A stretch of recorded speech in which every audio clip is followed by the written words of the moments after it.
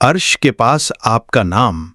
अल्लाह सुब्हानहू व तआला सूरह गाफिर की आयत 7 में हमें बताते हैं, वो जो अर्श को उठाए हुए हैं और जो इसके इर्द गिर्द हैं, वो अपने रब की हम्दो सना के साथ तस्बीह करते हैं और इस पर ईमान रखते हैं।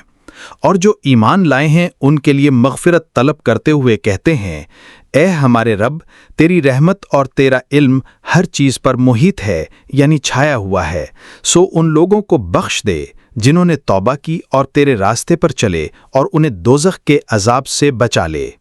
इस खूबसूरत आयत में अल्लाह सुब्हानहू व तआला हमें बताते हैं कि वो फरिश्ते जो अल्लाह के अर्श को थामे हुए हैं और जो इसके इर्द गिर्द हैं, वो अपने रब की तारीफ करते हुए तस्बीह पढ़ रहे हैं। वो अल्लाह पर ईमान रखते हैं और मोमिनों के लिए मग़फ़िरत तलब करते हैं।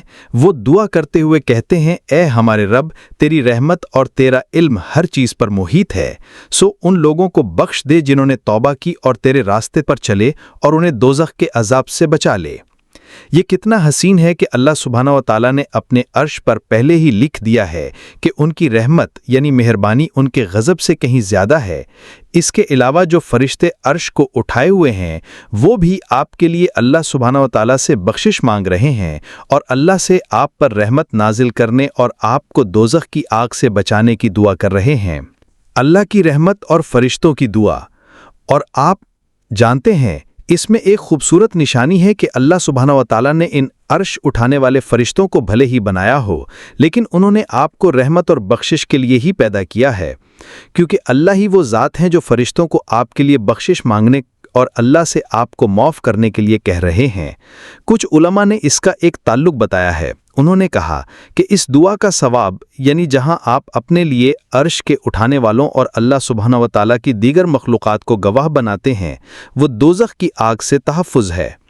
और इसीलिए वो फरिश्ते जवाब दे रहे हैं और दरहकीकत अल्लाह सुब्हानहू व तआला से दुआ कर रहे हैं कि ए अल्लाह, इन्हें माफ़ फरमा दे, ए अल्लाह इन पर रहमत फरमा, ए अल्लाह इन्हें दोज़ख से महफूज रख वगैरह। तो ये कितना नाकाबिल यकीन है कि आपका नाम अल्लाह सुब्हानहू व तआला के अर्श पर वाकई लिया जाएगा, कि आपकी दुआएं, आपकी इल्तिजा, आपकी यादें, आपका जिक्र सब अल्लाह सुब्हानहू व तआला तक पहुंच रहा है। और ये एक सादा जिक्र हो सकता है, याद करने का एक सादा तरीका हो सकता है, ये एक दुआ हो सकती है। जिक्र के फ़ज़ाइल। अबू हुरैरा रज़ियल्लाहु अन्हु से एक बहुत खूबसूरत हदीस है कि नबी सल्लल्लाहु अलैहि वसल्लम ने फरमाया, कोई भी ला इलाहा इल्लल्लाह नहीं कहता। अगर आप सिर्फ ला इलाहा इल्लल्लाह कहते हैं, और बिलाशुबा ला इलाहा इल्लल्लाह जिक्र का सबसे बेहतरीन तरीका है। नबी सल्लल्लाहु अलैहि वसल्लम ने फरमाया कि कोई भी ला इलाहा इल्लल्लाह खुलूस नियत से और बड़े गुनाहों के बगैर नहीं कहता, मगर जब वो इसे कहता है तो आसमानों के दरवाजे खुल जाते हैं, यहाँ तक कि वो अल्लाह सुब्हानहू व तआला के अर्श तक पहुँच जाता है। उन्होंने सल्लल्लाहु अलैहि वसल्लम ने एक और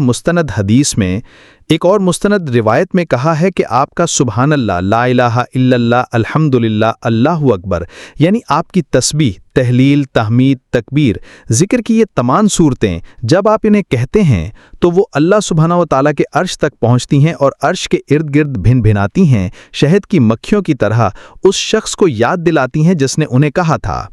और नबी सल्लल्लाहु अलैहि वसल्लम कहते हैं कि क्या तुम में से कोई ये पसंद नहीं करेगा कि उसके पास कुछ ऐसा हो जो उसे अल्लाह सुब्हानहू व तआला के अर्श पर याद दिलाए या उसका जिक्र करे। तो बस अगर आप एक लम्हे के लिए रुकें और सुबहानल्लाह, अल्हम्दुलिल्लाह, ला इलाहा इल्लल्लाह, अल्लाहु अकबर कहें, तो ये चीज़ें अल्लाह सुब्हानहू व तआला के अर्श तक पहुँच गई हैं और आपका नाम उस शख्स के तौर पर लिया जा रहा है जिसने ये खूबसूरत कलिमात कहे हैं। तो आपके अच्छे जिक्र भी होते हैं और बुरे जिक्र भी, और इसलिए हमें बहुत मोहतात होना है कि हमारा नाम मनफी तरीके से ना लिया जाए। एक ख़ास हदीस है जहां नबी सल्लल्लाहु अलैहि वसल्लम कहते हैं, अल रहम मुअल्लिकतुल बल अर्शा, यानी बेशक रिश्तेदारी के ताल्लुकात अल्लाह सुब्हानहू व तआला के अर्श से लटके हुए हैं।